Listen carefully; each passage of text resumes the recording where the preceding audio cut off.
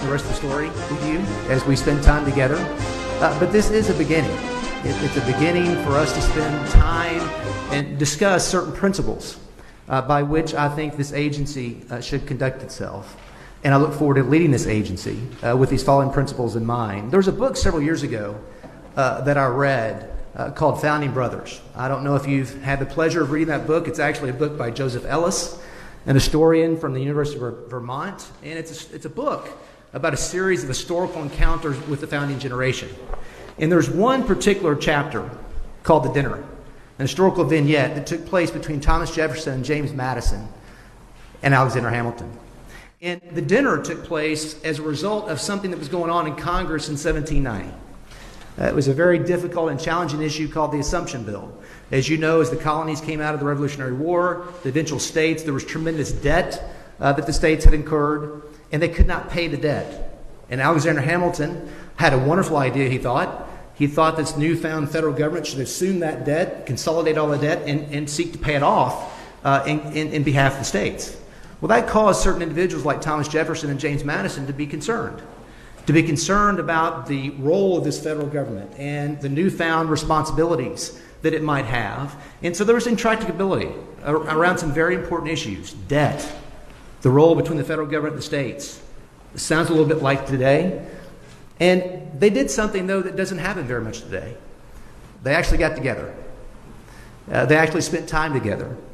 You know, in this environment that we live in this country today, it is a very, forgive the reference, but it's a very toxic environment.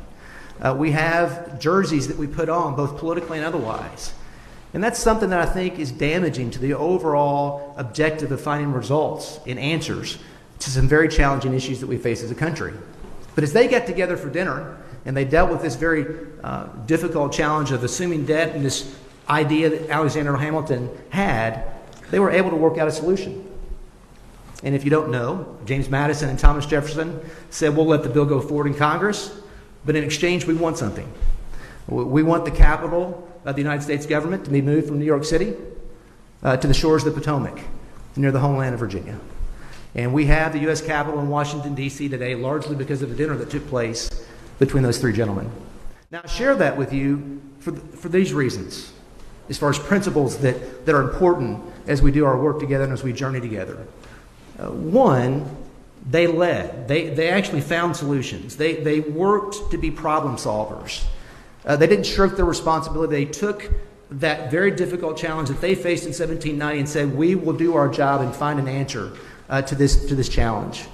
And as we do our work here, we deal with very important, monumental issues with respect to our future environment and our natural resources. And we must have the same kind of attitude of finding answers, being problem solvers, and making decisions and leading to make those decisions. Secondly, and I think this is in short supply in this country today, they acted with civility. And civility is something that I believe in very much. You know, we ought to be able to get together and wrestle through some very difficult issues and do so in a civil manner. We ought to be able to be thoughtful and exchange ideas and engage in debate and make sure that we do find answers to these problems, but do so with civility. And I think that was exemplified in the story that I shared with you from Founding Brothers. But thirdly, and this is something that I mentioned to Catherine this morning, and as I met with some of you that have been here for some time, I mentioned to you as well, I seek to be a good listener. Those of you that have been here for quite some time, whether it's in the air area or water or whatever area that you may be in, I look forward to spending time with you. Not just to, get to address certain issues, but really spend time and dig down deep with respect to how we're going to do business in the future and get to know you personally and how I can be a resource to you as you do your work. And I think that this story of listening, you can't lead unless you listen. I seek to listen, learn, and lead with you to address these issues that we face as a nation. Now, there's a second book that I've read, and I've read more than two, but these two books are two of my favorites. The second book that I would highlight for you that kind of bookends our discussion this morning is a book that came out a couple of years ago called Inventing Freedom. It's a wonderful book about the uniqueness of the American experiment, about the uniqueness of how we do business as a country, And so these general principles of civility, finding answers, making sure that we listen to one another as we solve problems, I think those are general principles that we should keep in mind. But I'd like to share 2 or 3 others with you that I think are equally important, that kind of flow from this book, Inventing Freedom, about the importance and the uniqueness of the American experiment. One is that process matters. You know, this is not going to sound earth-shattering to you, but I think it's very important to say. Regulations ought to make things regular. Regulators exist to give certainty to those that they regulate. Those that we regulate ought to know what's expected of them so that they can plan and allocate resources to comply.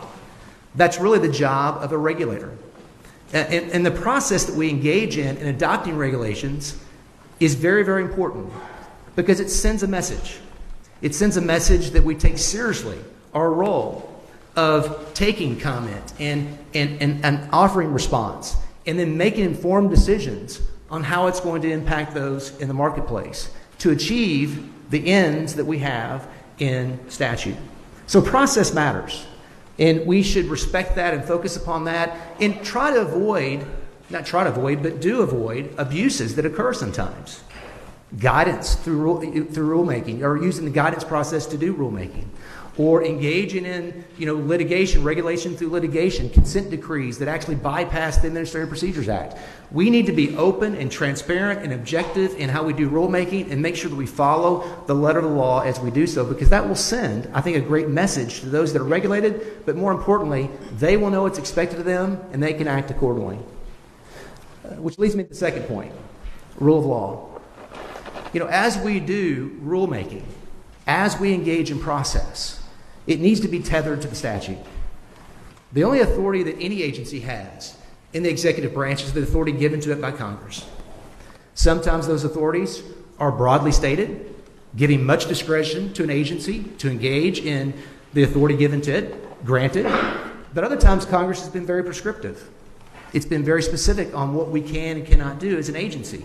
We need to respect that. We need to follow that, because when we do that, guess what happens? We avoid litigation, we avoid the uncertainty of litigation, and we reach better ends and outcomes at the end of the day. And the third thing with respect to this process and rule of law is that federalism matters. Federalism matters. And as you know, because you've dealt with these issues for a number of years, Congress has been very prescriptive in providing, in many instances, a very robust role, an important role of the states. In fact, as I met with many this morning, as I met with Catherine, we talked about each of our regional offices and how important they are at partnering with the respective departments of environmental quality at the state level with respect to enforcement and other related issues. And I seek to ensure that we engender the trust of those at the state level, that those at the state level see us as partners in this very important mission we have as an agency and not adversaries. So federalism is something that's important, process is something that's important, and obviously rule of law is important as well as we do our business.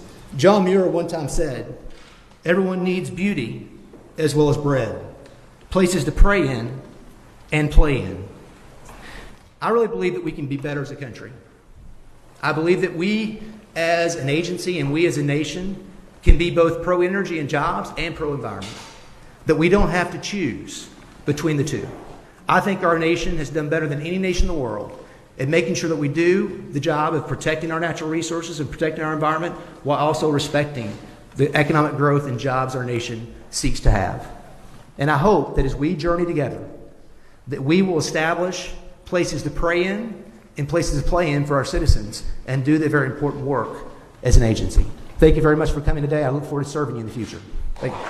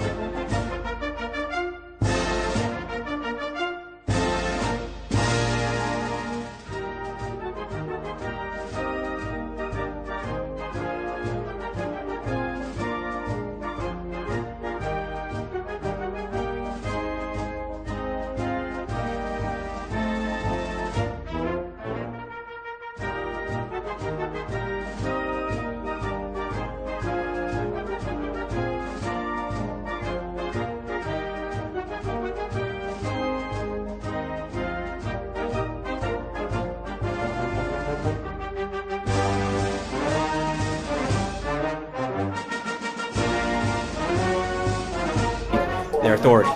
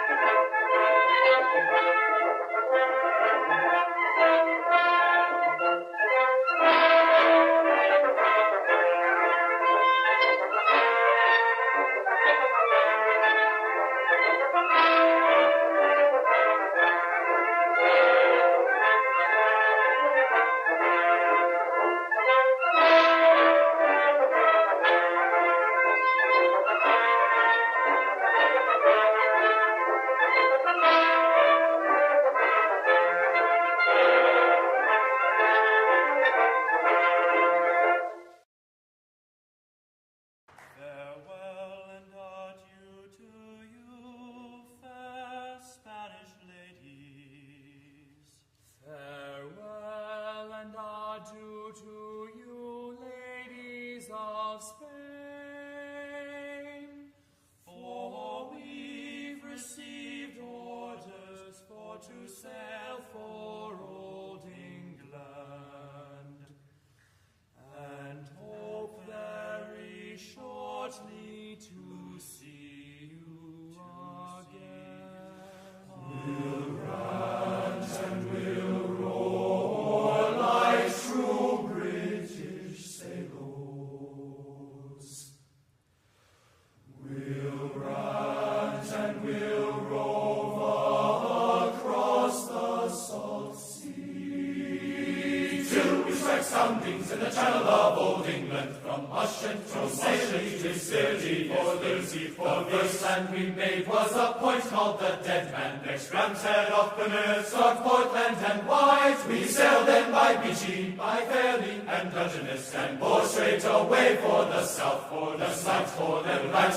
And we'll roar like true British sailors, we'll rat and we'll roar across the sea, till we strike soundings in the channel of old England, from Ushant to Saley to Scilly for Lucy. Let every good man drink up a full bumper, let every good man drink up his full bowl, and let us be jolly and drown melancholy. Drink a health to, drink a health to, drink a health to, drink a health to, drink soul and we'll set, and we'll roar like true British sailors, we'll rant and we'll roar across the salt sea, till we strike soundings in the channel of old England, from Ushant to Scilly is 34 leagues.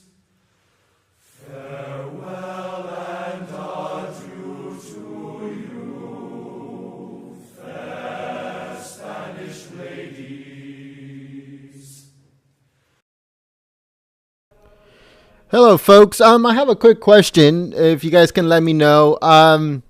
Is the chat acting weird on you guys? For some reason on my end, it's saying that the chat gets disconnected and connected again.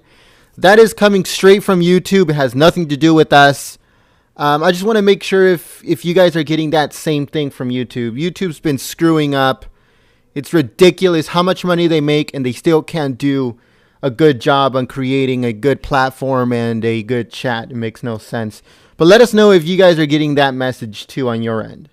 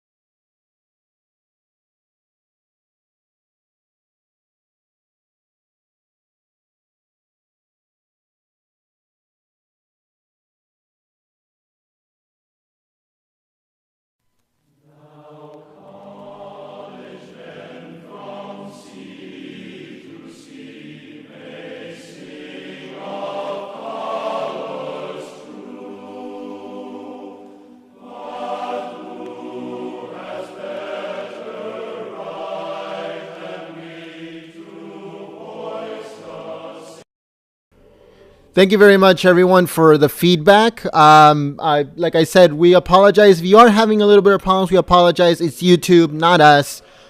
Sean Spicer is set to come up in just a few minutes. And we hope that you guys share this stream. Because of you guys always make us, not me, us number one. If you're part of this community, you are number one along with the channel. We're all one. We're all one whole unit. So make sure that you guys smash that like button. Share this on social media. Send it to people through email. Do whatever you can to get as many people out here so they can watch Sean Spicer destroy the mainstream media like he always does. Again, he is set to come in just a few minutes. And I hope to see you guys hit that thumbs up and sharing this stream. Thank you.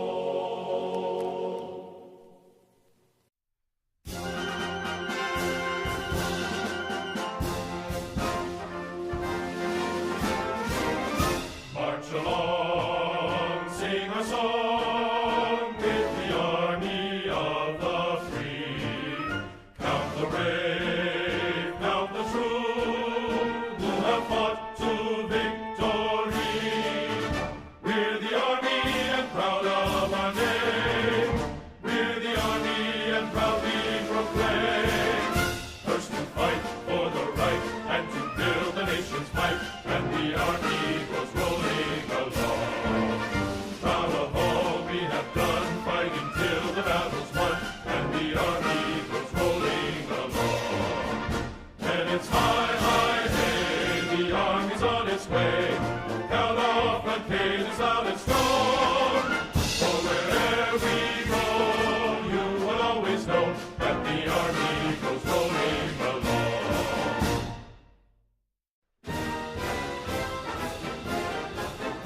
First to fight for the right and to build the nation's might, and the army goes rolling along. Proud of all we have done, fighting till the battle's won, and the army goes rolling along. And it's high, high, hey, the army's on its way.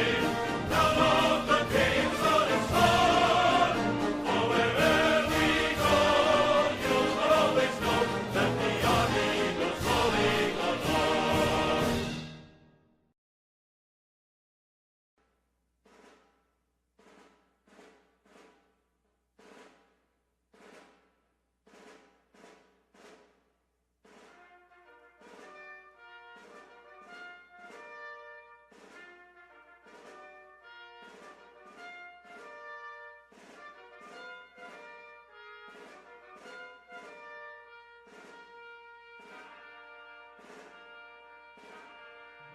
Eyes have seen the glory of the coming of the Lord.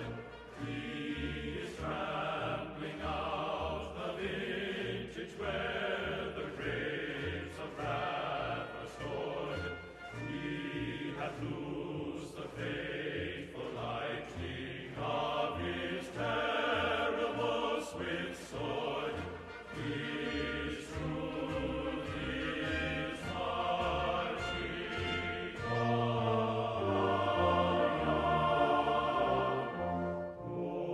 Glory, glory, hallelujah.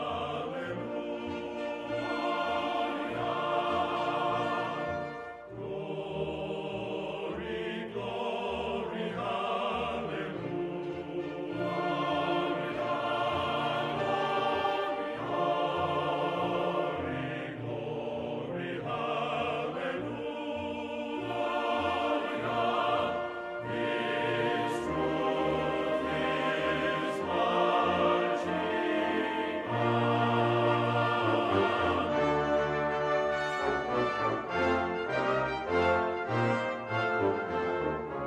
I have seen him in the watchfires of 100 circling camps. They have builded him an altar in the evening dews and damps. I can read his righteous sentence in the dim and flaring lamps. His day is marching on. Glory, glory, hallelujah. Glory, glory, hallelujah. Glory, glory, hallelujah. His truth is marching on.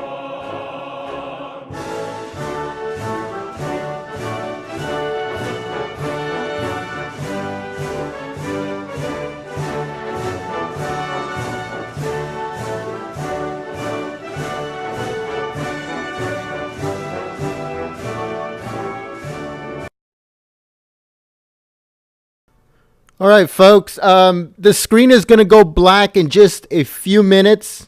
I'm trying to fix something to make sure to give you guys the best experience. So when Spicer comes out and destroys the mainstream media, you guys can watch it perfectly. So again, don't go anywhere. The screen is going to go dark for just 1 second, and it'll go straight back to the presser.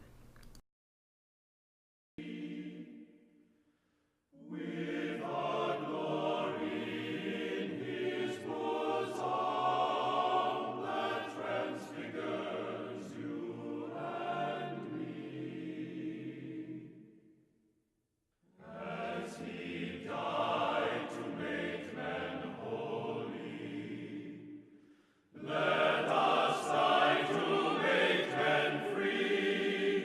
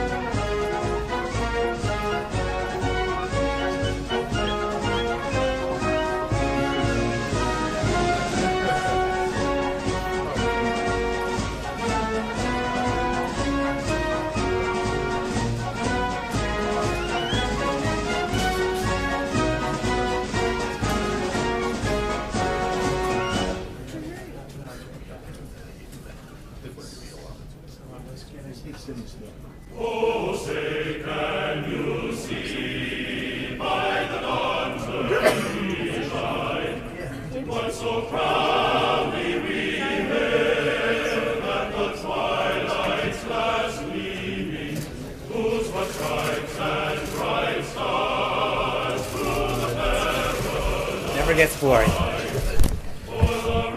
Hey, good afternoon, everyone. It's been a little while. Hope you missed me. Absolutely. We've got a lot to talk about today, so let's get right to it. First off, I want to acknowledge the tragic plane crash that occurred in Australia that took the lives of 5 individuals, including 4 Americans. The President's thoughts and prayers are with the families of the victims, and the U.S. Embassy and Consulate are ready to provide necessary and appropriate assistance. Moving on, the President was honored to announce that Lieutenant General McMaster will be his national security advisor. General McMaster served his nation in the United States Army for over 3 decades, including during Operation Iraqi Freedom, Operation Enduring Freedom, and Desert Storm. The President met with many distinguished and qualified candidates for the position, and he has said that he will continue to consider many of them for other positions within the administration. He is especially pleased that Lieutenant General Kellogg will stay on as the National Security Council Chief of Staff. The President is proud to welcome General McMaster to the team. We have full authority to structure the office to his desires to best serve its ultimate mission, which is to protect the American interests at home and abroad. This morning, Secretary Kelly and the Department of Homeland Security released memos regarding the implementation of 2 of the President's executive orders that are designed to protect the homeland.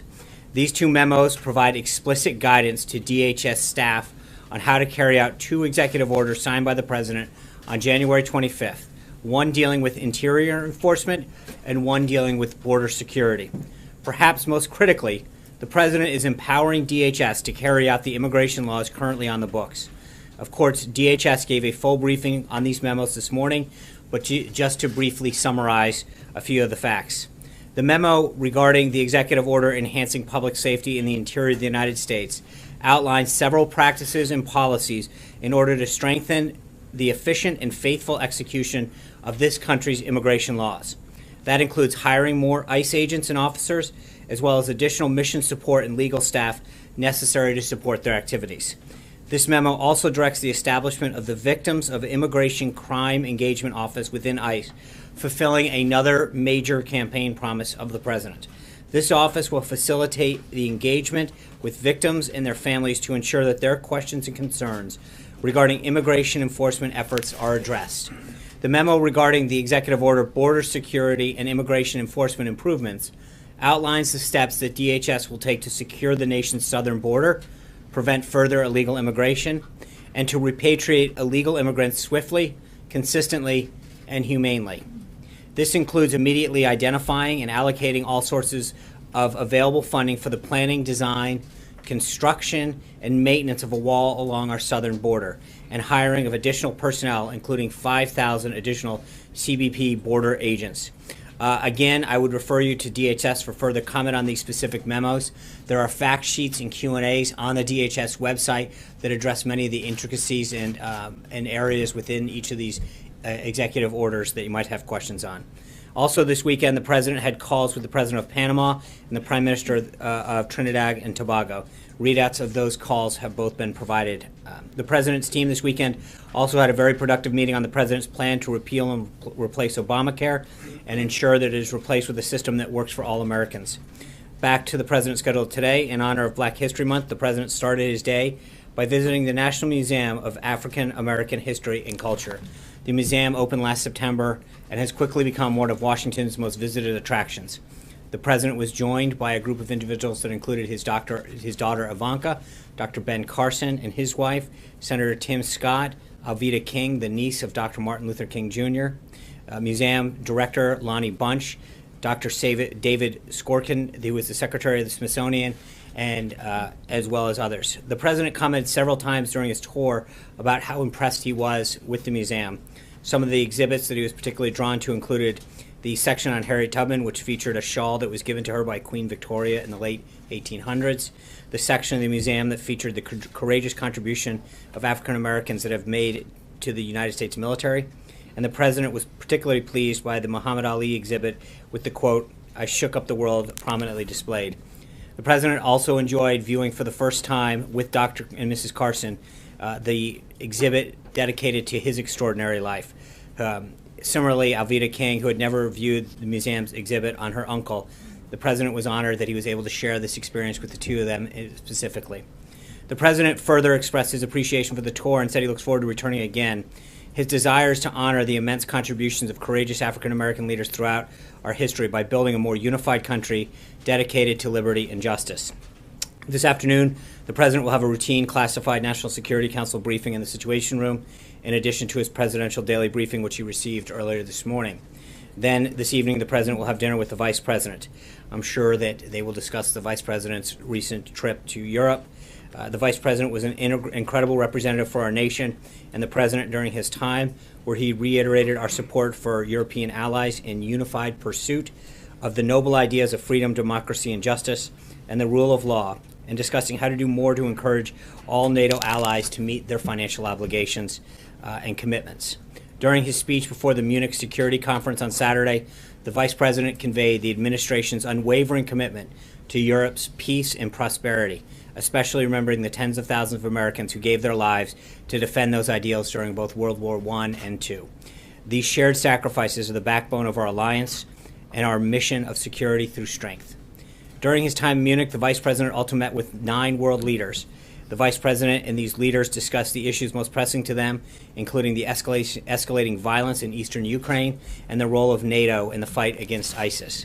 The vice president also met in Brussels with the president of Vice President Tusk of the Council of European Union and the NATO Secretary General.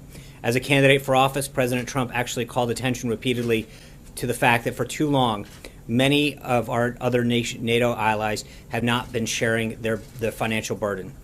The president looks forward to working closely with NATO to advance our shared objectives. A strong NATO means a safer world, and the United States looks forward to working with our partners in NATO to achieve just that. Looking ahead to the president's upcoming schedule, tomorrow he'll meet with Secretary of State Tillerson, fresh off his trip to Germany for the G20 Foreign Ministers Summit. They'll discuss the president's foreign policy agenda and the secretary's upcoming trip to Mexico. Thursday morning, he'll have a listening session regarding job creation in the manufacturing sector with CEOs and business leaders from different industries. On Friday, he'll deliver remarks to the Conservative Political Action Conference, and we are just 1 week out today from the president's joint address to Congress. The president will continue to work closely with his team to craft a speech that lays out his ambitious policy agenda that will benefit all Americans. Plans are currently in the works for pre- and post-address activities for the president and his staff, and we'll have more updates as the week goes on. Before I take your questions, I want to address the recent threats and acts of vandalism on Jewish community centers throughout the country. The president said this morning, I just want to reiterate, quote, "The anti-Semitic threats targeting our Jewish community centers are horrible and painful, and a very sad reminder of the work that we must do, the work that must be done to root out hate and prejudice and evil." With that, take some of your questions. Jim Stenson. Sean? Yeah. Sean, thank you. I was curious if the president regrets or wants to clarify his characterization, by the way, I have 2 questions, of the media as an enemy of the American people. I think the president has been very clear that certain outlets have gone out of their way to not represent his record accurately, and it is a concern to him. And I think some reporters, he has deep respect for the First Amendment, for the role of the press. I've addressed this multiple times in the past. He has a healthy respect for the press, but I think that it's a two-way street, as I've also said before, and I think that the president understands that certain outlets have gone out of their way to not be completely accurate and fair in their coverage of what's going on. Speaking of the media, I've noticed 2 times in the last week that you've been directly contradicted by 2 members of the media, one of them Bill Maher of HBO, who said that in front of guests at Mar-a-Lago, the president was briefed on classified North Korean situation. Say that again. I'm sorry. The president and the prime minister of Japan were briefed in front of guests. No, I didn't say that. No. This is what was being said on HBO, that the president and the prime minister were briefed on classified information in front of guests at Mar-a-Lago.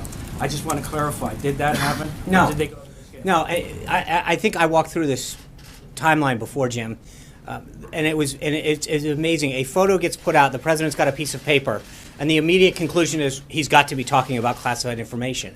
The president was briefed on the situation in North Korea prior to the dinner in a skiff that's at Mar-a-Lago. He went and had dinner. He discussed the logistics of the press conference, which I've talked to you all about before. There was a question as to where to hold the press conference. They had a discussion about the logistics of it. And subsequent to that dinner, he was briefed again in a skiff with updates on the situation in North Korea. That's it, plain and simple. But to your first question, I think that it's amazing that the immediate jump of conclusion to several outlets was, well, there's a piece of paper. It must be classified. I don't, it's amazing to see that. And to see people jump to that conclusion that he's surrounded by his staff and members of the Japanese delegation. The conclusion is they must be doing something nefarious or wrong. In fact, he followed every procedure that's laid out. And I think in some cases it's disheartening to realize that those are the kind of immediate conclusions that somebody jumps to. When you talk about coverage, we have a free press. We have the right for people to say and do what they believe. But at some point, it is incumbent upon people to try to get it right. And in that case, it wasn't even attempted. It was a jump to conclusion by many to say that there must be something else going on, when in fact we were able to provide a very, very clear tick-tock as to far as what had happened. And that, Jessica. John, question about the resignation of the 10 people off the Asian American Council. Right. That happened last week, and in the letter they said in part, we can no longer serve a president whose policies aim to create outcomes that are diametrically opposite to our principles, goals, and charge. First of all, what's the White House's reaction, and do you plan to appoint your own members to this council? Yeah, those members of that council were political appointees of the Obama administration. Their terms were set to expire this year. So it's not surprising in the sense that they were appointees of Barack Obama. They were going to have their terms expire. But I get it, but most political appointees from other agencies or whatever would automatically resign because of the term of these individuals. They would carry through to later in the year. But I don't think it's surprising that people who were appointed by Barack Obama to fulfill his agenda suddenly understand that there is a new administration in town and didn't want to stay on board. But we will make sure that we appoint people to this task force. It's important. It's something that's provided guidance to multiple presidents in the past, and we will continue to do that. Shannon. On the statement today about the anti-Semitic acts, what specifically is the president going to do to address that issue? And along those lines, there were reports earlier on that he was considering changing the mandate of this countering violent extremism program to focus just on Islamic extremist groups. Is he still considering that, or would he also leave the scope of the program to also consider? Are you talking about the travel executive order? No. This is the countering violent extremism program that. And again, I think we're getting ahead of ourselves there. There's nothing to announce on that front. And secondly, to the first part of your question, I think the president's going to do what he's talked about since election night. It's through deed and action. Talk about how we can unify this country and speak out against, hate, anti-Semitism, racism, and he's going to continue to do that. And I think that he will show you over the course of months and years through what he does in terms of his policies and his speech that he is going to be a president that brings people together, that unites them, and that speaks very, very forcefully against those who are seeking to do hate or to tear people down because of their religion or their gender or the color of their skin. I mean, those are all things that I think the president was clear on. John. Two questions unrelated, if I could. The next big piece in the immigration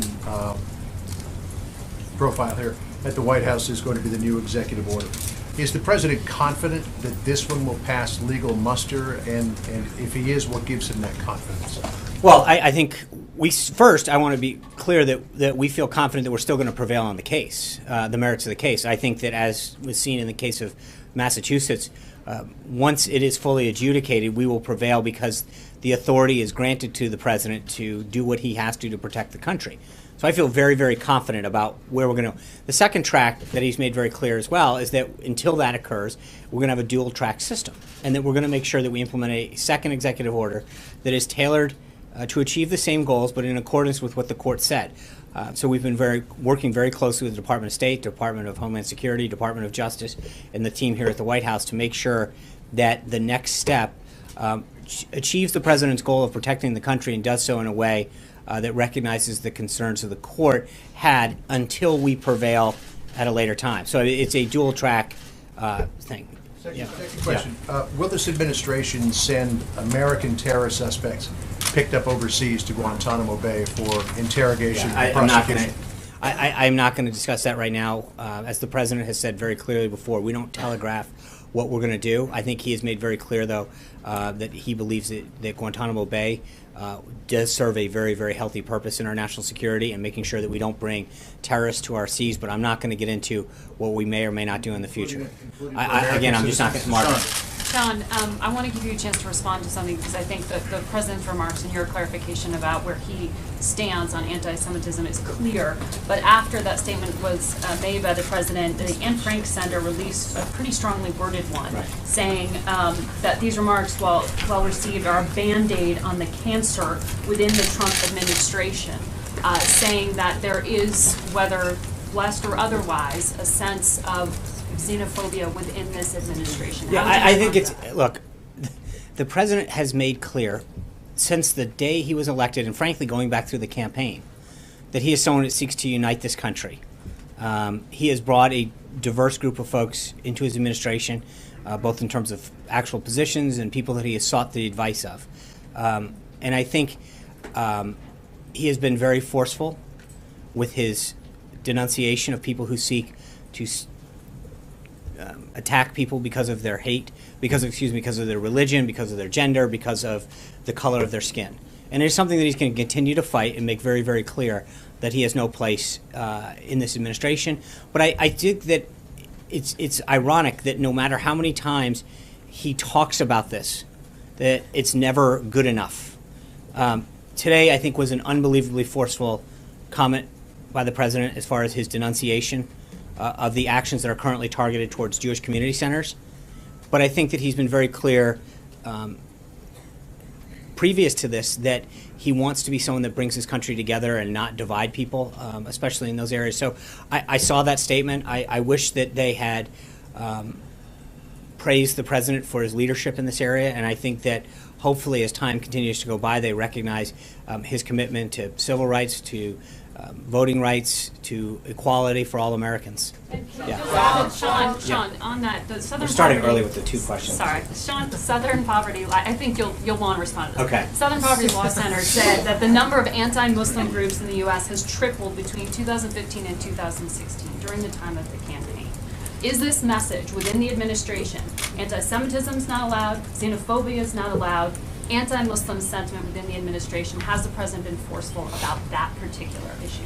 Well, I think that the president, in terms of his desire to combat radical Islamic terrorism, he understands that people who want to express a peaceful position have every right in our Constitution. But if you come here or want to express views that seek to do our country or our people harm, he's going to fight it aggressively, whether it's domestic acts that are going on here or attempts through people abroad to come into this country. So there's a big difference between preventing attacks and making sure that we keep this country safe so that there is no loss of life and allowing people to express themselves in accordance with our First Amendment. Those are two very, very different things.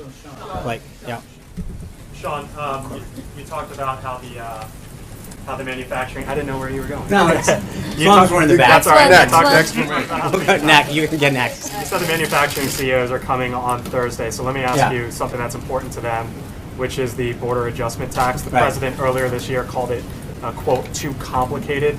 Does he still feel that way? And whether he feels this is complicated or not, is there something within the administration one way or another about whether the president, the administration wants to see this in or out of the tax package? So there's several pieces to that I'll try to unpack. That counts as like 8 questions, Blake. Does he feel it's complicated? No. And what's your preference? So first of all, on the meeting on Thursday, this is going to be a really historic opportunity for CEOs to come in and talk to members of the White House staff and others through various agencies about how we can create jobs, how regulations are stifling economic growth. And I think we'll have further details on that. But this is going to be a real interesting opportunity to really create a dialogue, I think in a manner that hasn't been done before, but I'm not going to get ahead of myself on this, where we can really discuss some of the inhibitors to job creation, job retraining. What do we need for American workers to get them ahead of the curve? With respect to specific policy positions, I think the president's been very clear that in the next couple of weeks we expect to have a tax plan that gets out there that is being worked on continuously. And so I'm not going to get in front of that. While the CEOs are here, I'm sure beyond some of these things, that's an opportunity for them to express what some of those policies are that are both helping them create jobs and grow the economy and also inhibiting them. So let's let that conversation play out. Yes. Okay, thank you, Sean.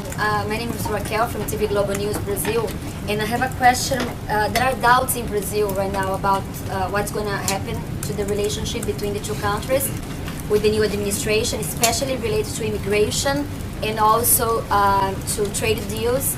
Does President Trump also plan to review policies, bilateral policies with Brazil and trade deals?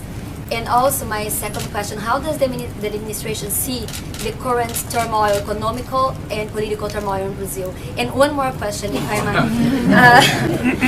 President Trump spoke with some foreign leaders from South America, like Argentina, Colombia, and Peru, but not was the vice president that spoke with President Temer from Brazil. Why is that? Well, obviously we cherish our relationship with Brazil. I think there's a timing factor here, and I think we'll look forward to speaking with the president soon. So I wouldn't read too much into that right now. It's just a matter of getting things on the schedule. We're going to review all the trade deals that are out there. The president's made very clear. Some of them have occurred, well into a decade, 2 decades ago. I think the idea is to make sure that we are looking at all of the trade deals we have throughout the globe to make sure that they continue to benefit American workers. And in many cases, we can update these deals.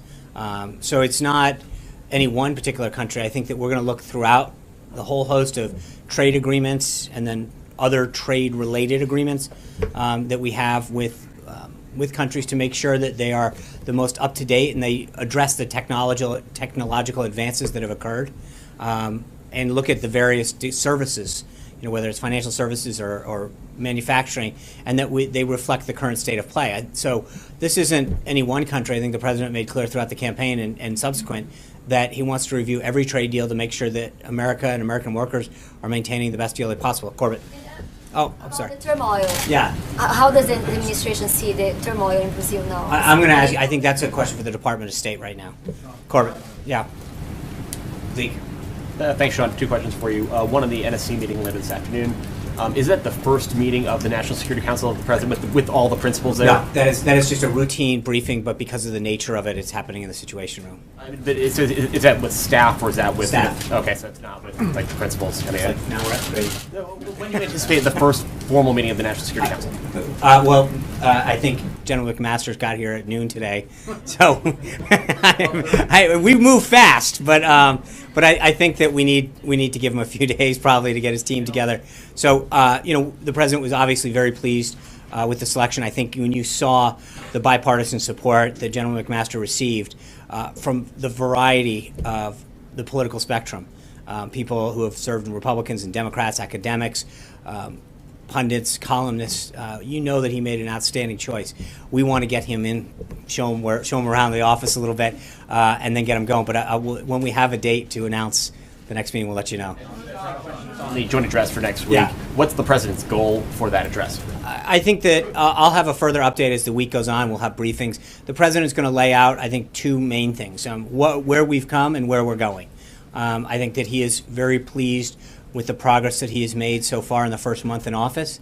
And I think it's an opportunity to remind members of Congress and the American people what he promised them on the campaign trail, what he's done already in a very significant way to achieve and fulfill those promises that he made, but also talk about the challenges that we have as a nation and where we're going. And that's everything from our relationship with other countries in this world to some of the various domestic problems that we face, the challenges that we face in cities, healthcare, education.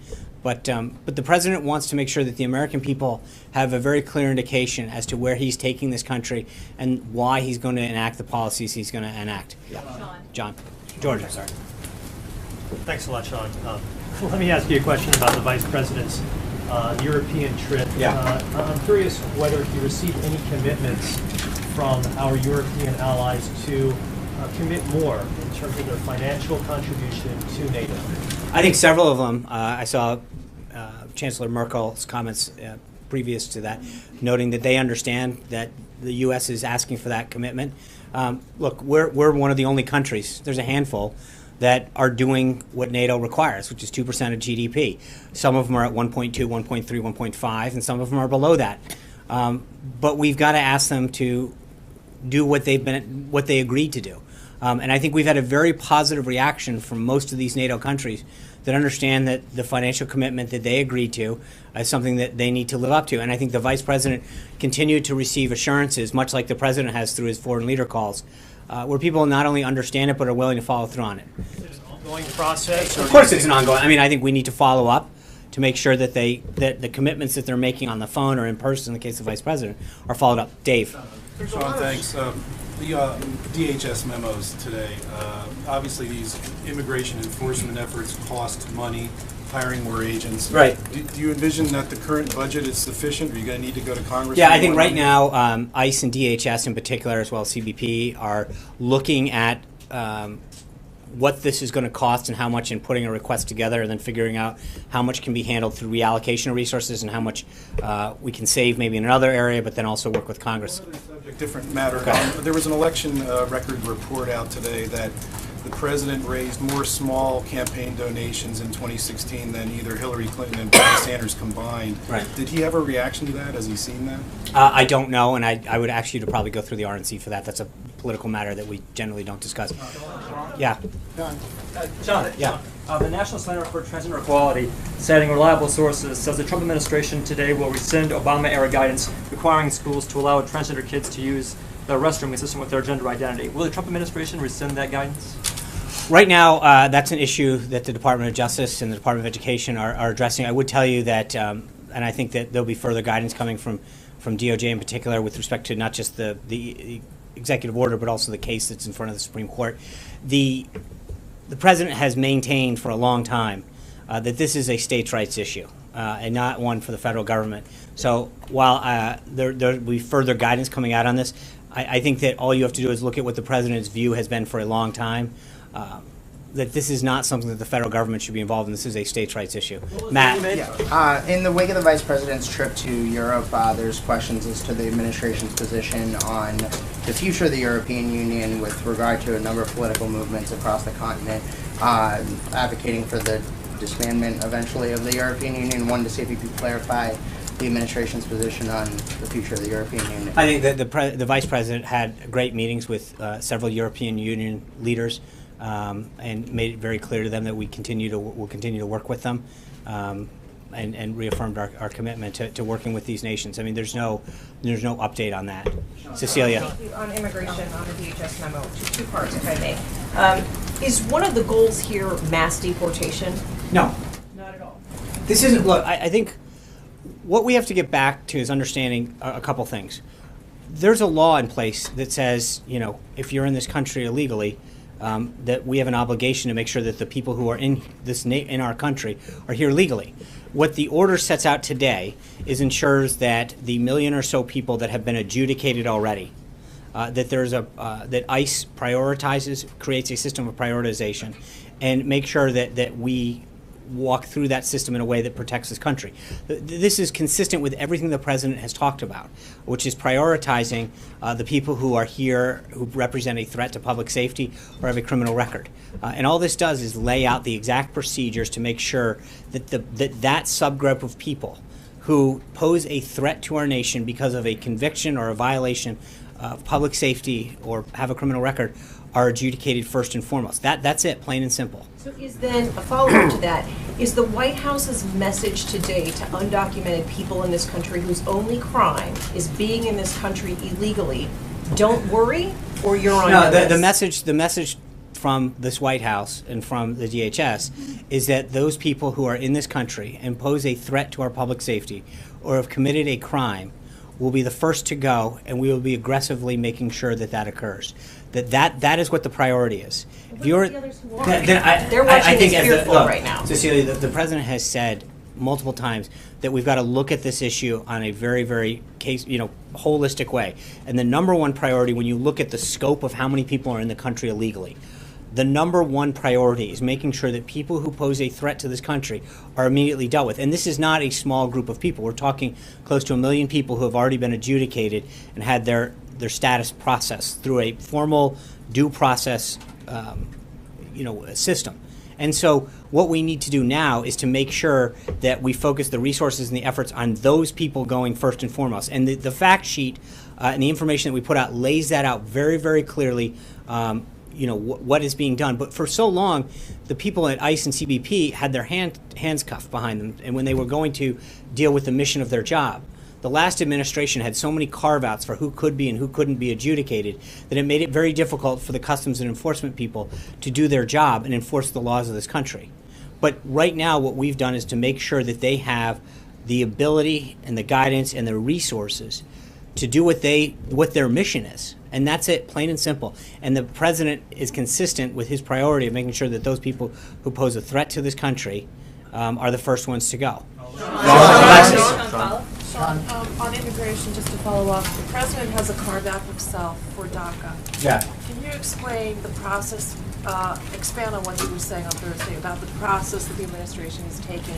Yeah, I think this is and this is what I was basically talking to Cecilia about, which is the president's made clear when you have 12, 14, 15 million people in the country illegally, that there has to be a system of priority. And right now, ICE's priority is going to make sure that we focus first and foremost on that. He's specifically in the guidance that talks about that DACA and DAPA, unless someone who fits under that program fits into the subcategory, is not subject to what is being dealt with now.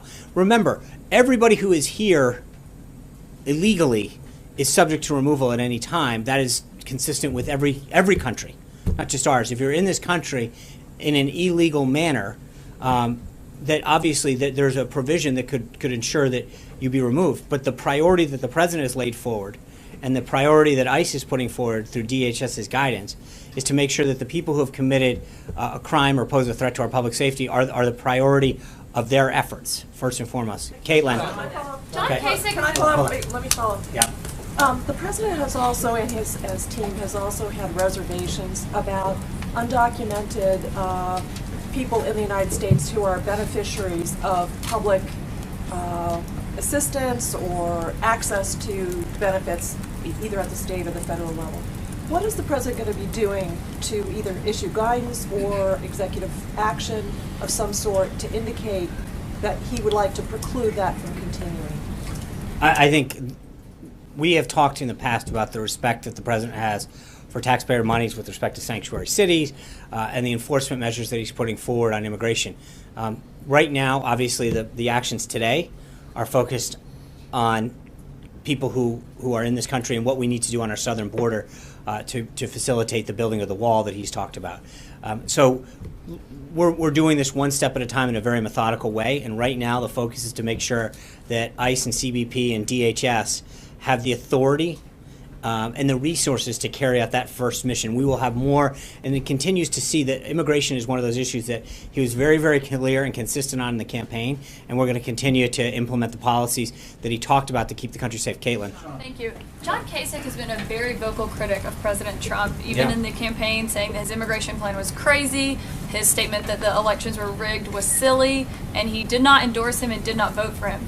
What is the president hoping to accomplish with their meeting at the White House on Friday?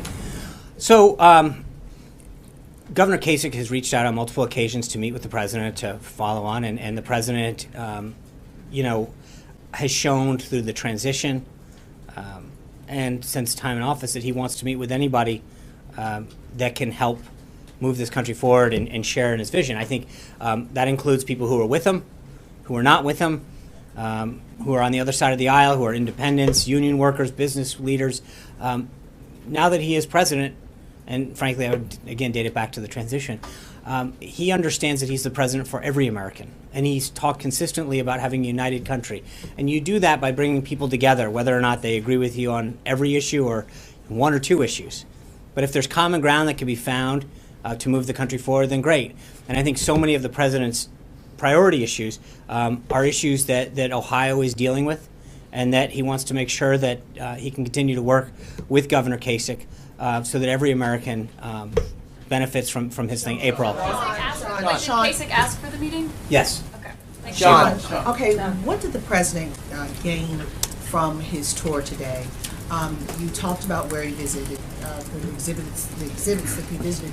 Did he also visit slavery? And the reason why I'm asking this is because when he was candidate Trump, he said things like, we made this country, meaning white America, not necessarily black. Did he gain? Well, I don't know why you would say that. What do you mean? No. He said that. I heard him say that. Well, no, but look, the answer to your question is, right, one of the first exhibits that he visited was one of the slavery exhibits, and the director walked him through some very amazing stories and statistics about where slavery was prevalent, not just in traditional southern colonies, but throughout the country. And so they did have a very robust discussion about slavery early on in the tour. And I think that it was a very eye-opening and powerful tour for him, and frankly for every American. And I would encourage any American that can find the time and get in, because it's so popular.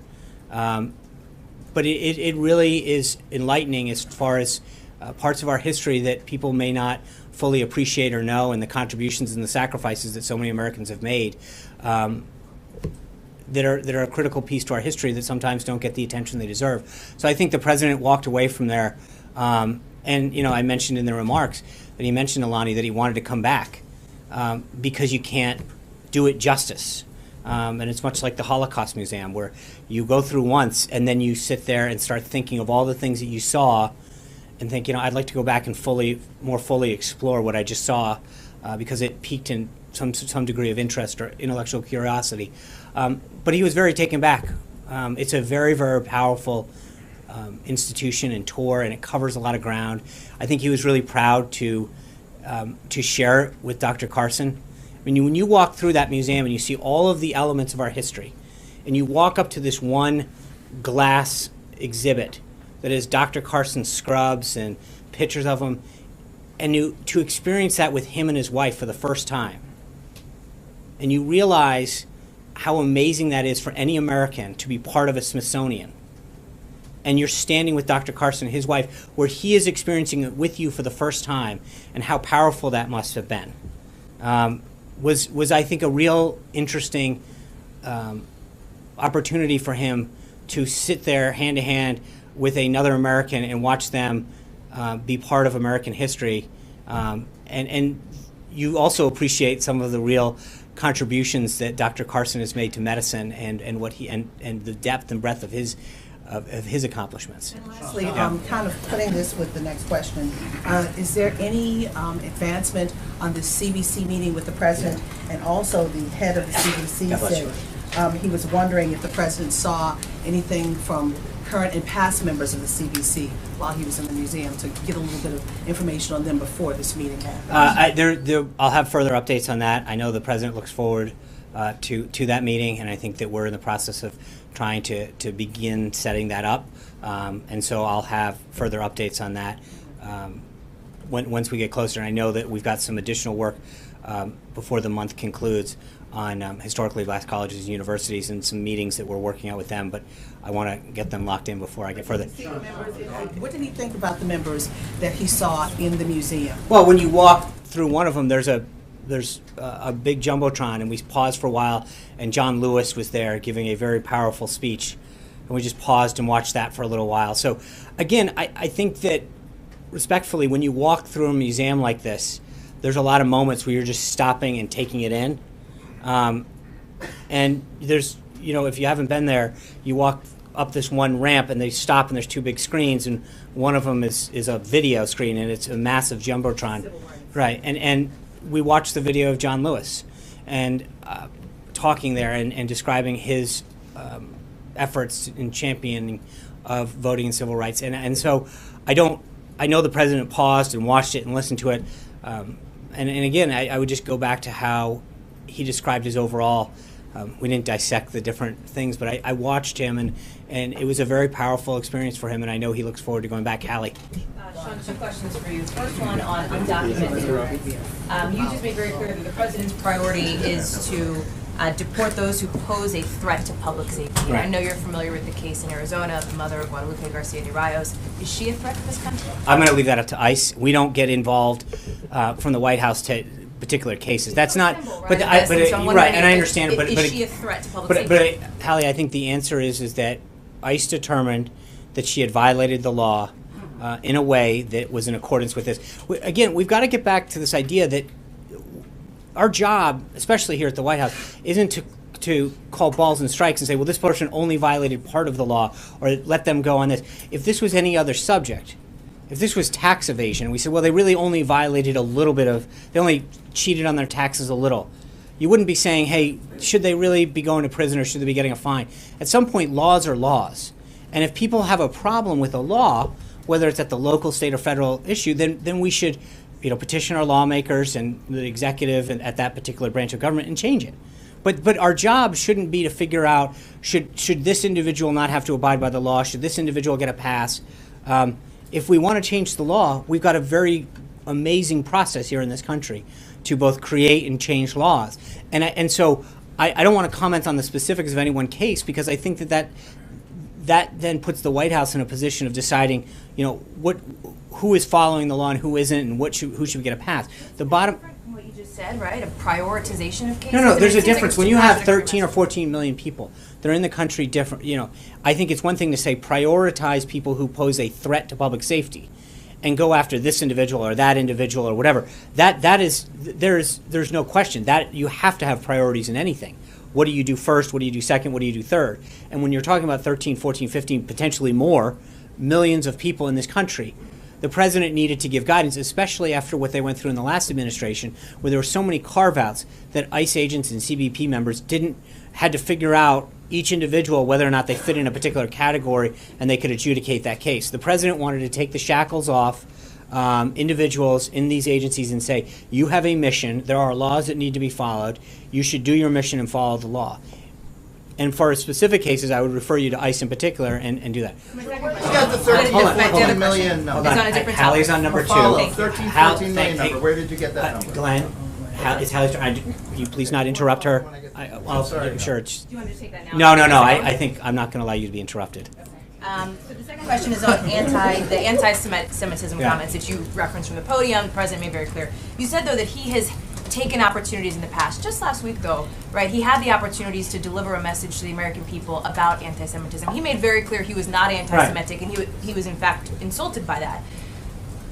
But as far as a broader message to the American people, he declined to offer one. Is the president comfortable with his obligation as the leader of this country to deliver that kind of broad and forceful message to Americans? And if so, why didn't he do it sooner in the case of these attacks? Well, I think the idea, Hallie, that he has, and I think there's a point at which he talked literally on election night about uniting this country and making sure that all Americans lift up. And every time there's an instance, it's interesting. I mean, I get a question, is he going to denounce this one? Is he going to denounce this one? At some point, the question's asked and answered. He has stood very forcefully against...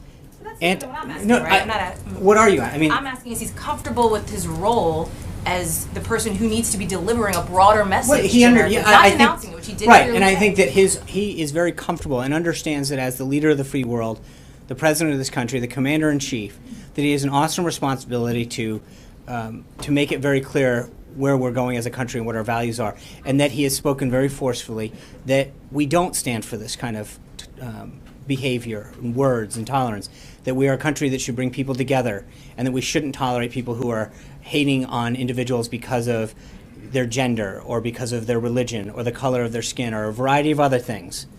But that there's a point at which it's asked and answered. And I think the president has been very clear over and over again, going back through the campaign, the transition now, that that's the kind of president that he wants to be. That's the kind of country that he wants to lead. Trey. Thanks, Sean. Following the DHS memos this morning, the ACLU said the courts won't allow these orders to become a reality. How is the administration preparing for another potential legal battle? And do you have any response to the ACLU? Well, I think we have done a phenomenal job of working with the various departments, particularly DHS, DOJ, State, and through the White House staff, to make sure that we are well within any concerns that the court might have. And as I mentioned, I think it's important to continue to emphasize, we feel as though the first one did that as well. And we were vindicated several times in the court. We have an issue with the Ninth Circuit, and I think we'll overcome that ultimately on the merits. But in the meantime, a dual track is something that we wanted to pursue to make sure that we do everything we can, as I mentioned before, to keep the country safe. Yeah. Thank you.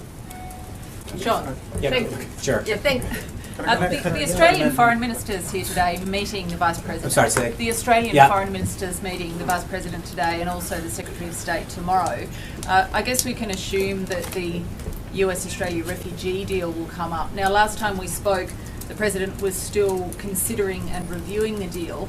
Can you just update us on Yeah, what I'm the going to current wait. We'll have a position is? readout of that. Yep. Okay. Just Of finish course, the everyone question. gets two. Yeah. If you could just update us on the current position on the deal, and also given that recent exposure on the President's distaste for it, will Australia be expected to return the favour? Look, I would wait. We'll have a readout after that call as far as what they discuss. But I've got nothing. I don't want to get ahead of the Vice President's meeting with either Secretary of State or the Vice President. Kristen. Thank you. I have two questions. One on the immigration and refugee executive order that we're expecting in the coming days. So that it withstands legal challenges, can you tell us what the language might look like as it relates to Syrian refugees? I appreciate the effort, but but when we have it ready, we'll get it out. And I think part of this is, ban on Syrian excuse me, refugees? I appreciate the second try, but we're not ready to announce it. And part of it is that we're making sure that it is completely ready to go. And so when we have that, we will get it out to you. And the reason that we haven't announced it is it's not ready to be announced. I want to try one more on the comments that the President made today about anti-Semitism. In terms of the timing, obviously he was asked about it, right. But they also came after his daughter, Ivanka, sent out that tweet. Has she counseled him? Was she one of the people saying it's important for you to forcefully announce this? Why today? I think because the President was visiting the African American Museum, he wanted to make it very clear. I think it was very powerful that while there and while understanding the struggles of so many, and we talk about how, one of the beauties of history is that we don't repeat itself. And I think that when you're at a museum like that and seeing the struggles that so many Americans faced and overcame, that you want to remind people that there is still issues that our country is grappling with, and that there is no place for that hate and for that language. And I think, as I mentioned, it was a very powerful opportunity for him to say that and to make clear again what his opinions were. Sarah. Regret not doing it last week, Sean? I'm sorry? Regret not. No, I think this the comment President last was very clear. That was a very, I think, as I mentioned to Hallie, he has discussed this over and over again. I think there's a point to which his position is abundantly clear. His attempts and his desire and his rhetoric to unite the country has been expressed over and over again. Sarah. John, the New York Times is reporting that Trump's budget director is preparing a budget that eliminates the Export-Import Bank, but several lawmakers, including Senator Heitkamp, have come out of private meetings with President Trump and said that in those private meetings he expressed support for the export bank. So which is it? Does he support XM or does he support eliminating it? I can confirm that the OMB director, the budget director, is working on a budget. Beyond that, I'm not going to get ahead of the OMB director right now. They are drafting a budget. They are talking to members of Congress and other interested parties about funding levels and such. But we're not at a position to go yet. Yes. To square the circle on Alexis's question, since the DHS guidance did not eliminate DACA, does that mean that the program is remaining in place, that it's a settled matter, and it's not going away? No, Jordan. What it means is that this particular enforcement is tailored to what I've been referencing over and over again. That what we're talking about today is the implementation of those two executive orders. One specifically that's tasking the agencies under DHS to address a very specific problem of the million or so, plus or minus people, that they have identified, that they've been adjudicated with already gone through the process to be adjudicated and taken out of the country. That means the decision on DACA could come in. That's right, exactly. And it just means that what it means more than anything is that this order does not address that, and it's very clear in the Q&A. And again, I would refer you back to DHS's website that has all of that. Goyle. Two questions, please. One, it's been 1 month on the job for you and for the president, and you are already talk of the town around the globe. My two questions are, one, my wife would disagree with you. It's not always positive, too. It looks like, Sean, that President's order is working at least around the globe, because more than 60,000 Pakistanis have been deported by Saudi Arabia. What they said that they were illegals, and also they were threat to the country. And also at the same time, Pakistani government is arresting hundreds of terrorists inside the country. Any presidential message? No, look, I'm not going to. There's nothing that I have in terms of an update of what's going on in Pakistan. I would refer you to the Department of State with respect to specific policies. But the broader point that you're making is, I think each country needs to look at what they need to do to control the people that are entering their country and keep their people safe. When you look at our laws in particular and compare them to so many other countries around the globe, we actually tend to probably fall on the lower end of how tough our immigration policies are vis-a-vis someone else. Yeah. My second question, Sean. I'm sorry, Bob. As far as illegal immigration is concerned in the U.S., millions of illegal immigrants were waiting for the last 8 or 10 years that they might see a light in that dark tunnel. And now they are hoping that President Trump will have a light for them. So what is the presidential message for them who are in this country for 5, 10, 15 or 20 years, but they don't have any criminal records? Right. Well, look, the president has said before he's got a big heart. And I think that as we continue to develop policy on immigration, it's going to be, as we've talked about in the past, prioritized what we go after first, second, third. The president's made very clear he understands the plight of some of those individuals. He's got a big heart. He understands the impact it has on many families and many communities. But we will continue to develop policies that will address that. And again, today's focus is specifically on those 2 executive orders, and I'm going to limit it to that. Sean, at the beginning of the month, Senator John McCain sent a letter to the president requesting that the administration provide arms to Ukrainians fighting Russian separatists within their country.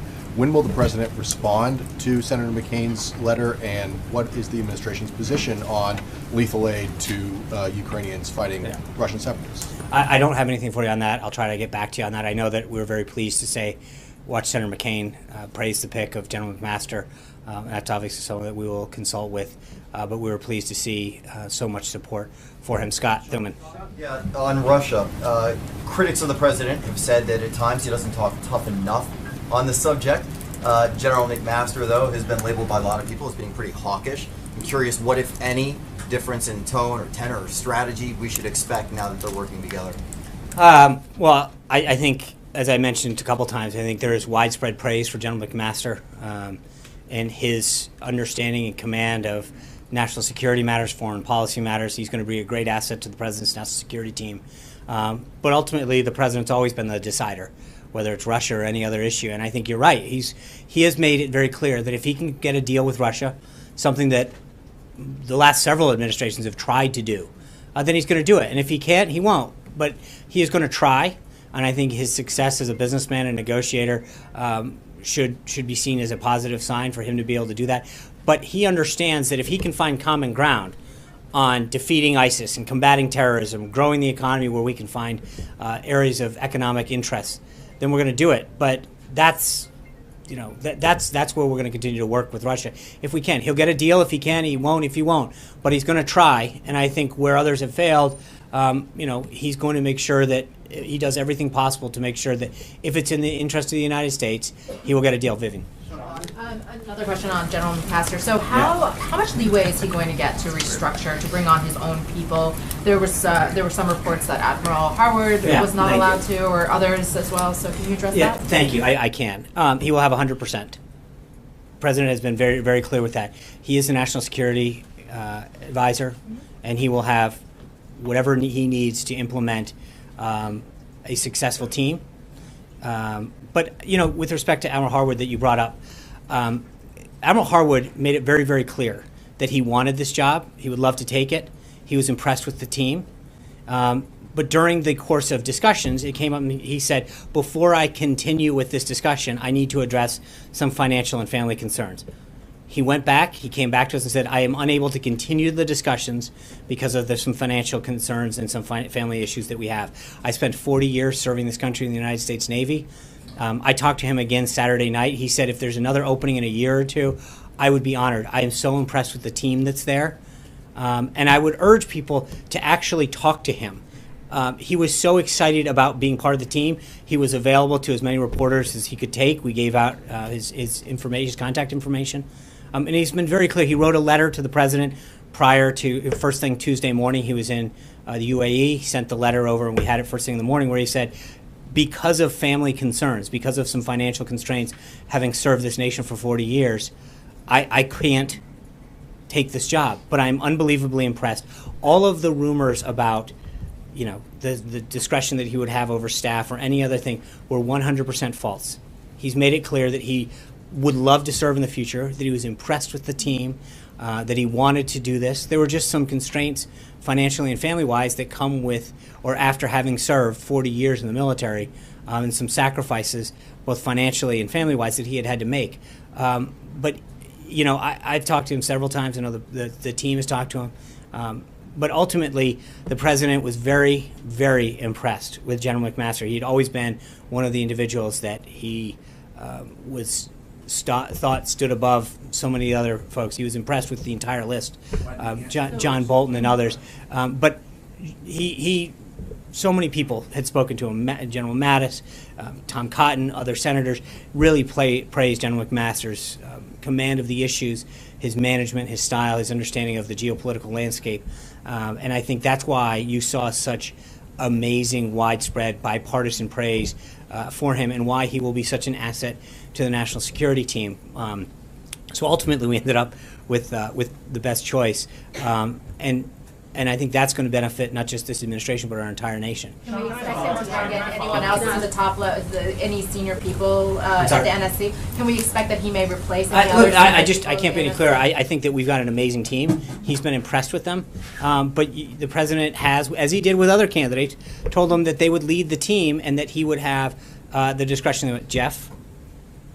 Just wanted to follow on that. You said that he has the full authority to structure his office as he sees fit. Does that extend to the principals committee as well? After he comes in and takes a look at the whole apparatus, if he advises the president that he would prefer not to have the chief strategist as a member of the principals committee, would the president... I think the president has made clear to him, as I said to Vivian, he's got full authority to structure the national security team the way he wants.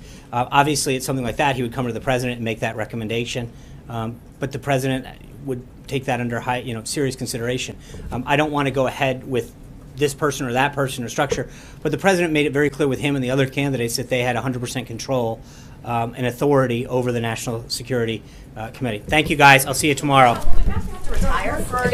No, he will stay on active duty. Does that require Senate confirmation then? No, he will stay on active duty.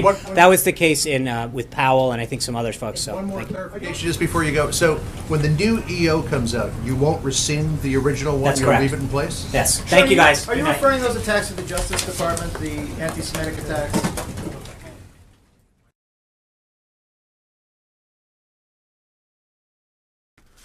All right. Thank you very much, folks. Thank you for choosing us as your stream of choice. We stream all President Donald Trump events and administration proceedings. Don't forget to like and share this stream and also our videos. Go and check them out on our main page. We encourage you to join the community by clicking the subscribe button. And also don't forget to click the bell right next to the subscribe button so you can get a heads up when we go live or if we upload any breaking news videos. Follow us on social media. All the links are in the description below. If you would like to enter a President Donald Trump Make America Great Again hat or the number 45 hat, all the information is on our Twitter. So click the link in the description below for our Twitter. Go read all about it. We're giving away 3 hats. We got 2 number 45 hats, which is the new ones, and 1 Make America Great Again hat. All the information is on our Twitter, so go and check it out in the link below. Also, today is the last day to get our Golden State Times coffee mugs. If you want to check them out, it's also in the description below. Go and check them out. Today is the last day that we're going to have them for sale. That helps out the channel immensely, and it keeps us going, keeps production here at Golden State Times. And it says, and also, so make sure to check it out in the description below. I hope to see you guys soon. And thank you to all the mods for your hard work. Hope to see you guys here next time. But until then, peace.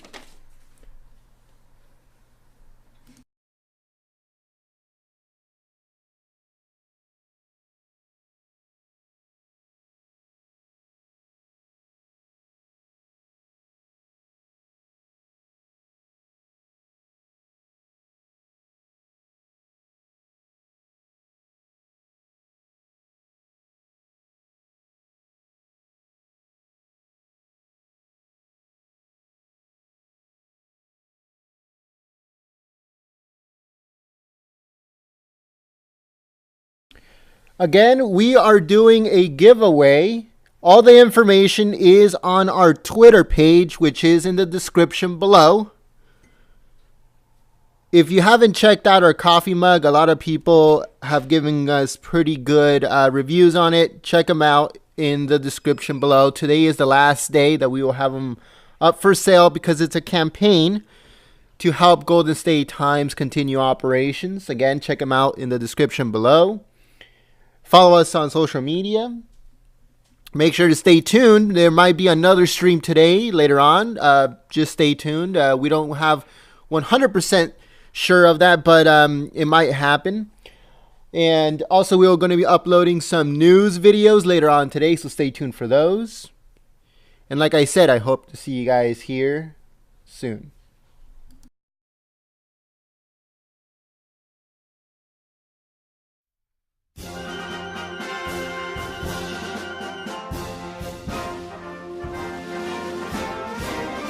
March along, sing a song with the army of the free.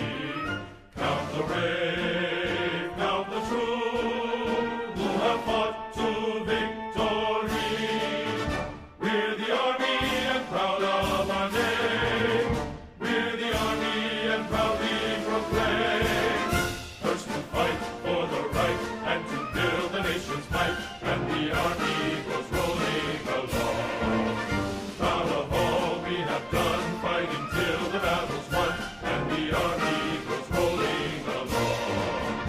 And it's high, high, hey, the army's on its way. Count off the cane is loud and strong. For wherever we go, you will always know that the army goes rolling along.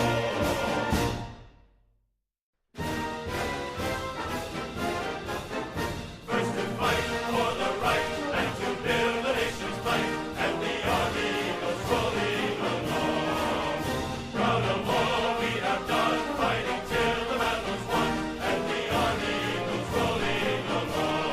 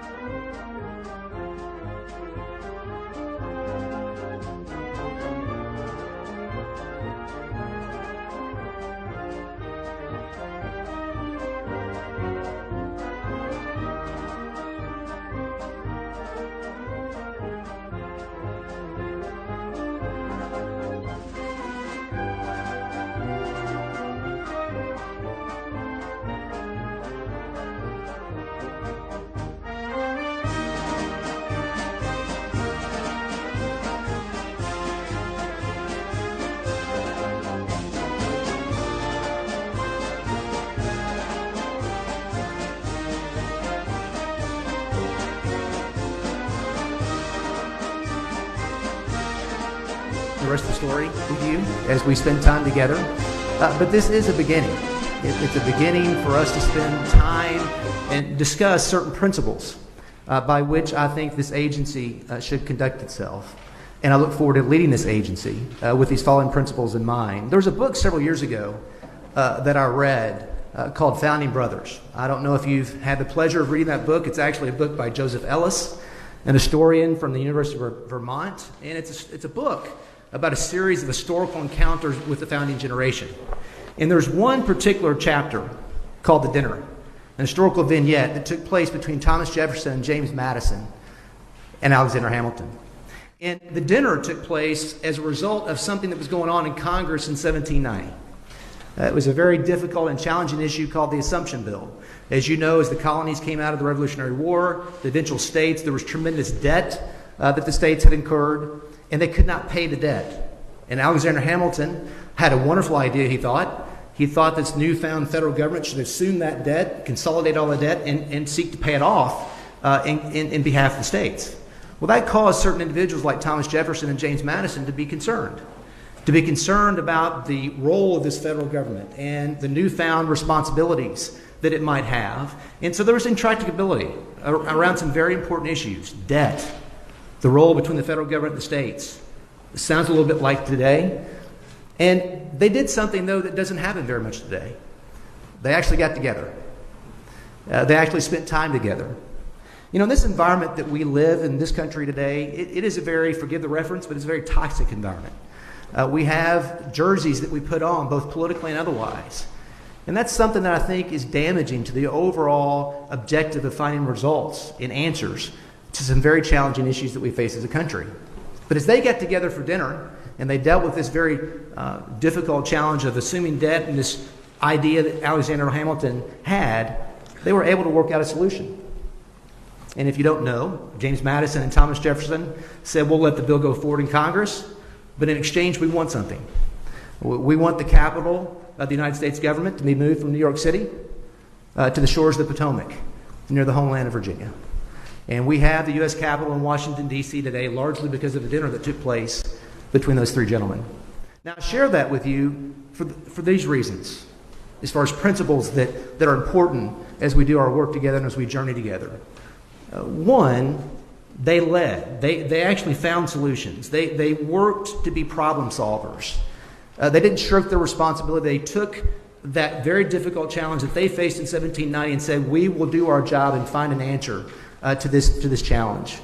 And as we do our work here, we deal with very important, monumental issues with respect to our future environment and our natural resources.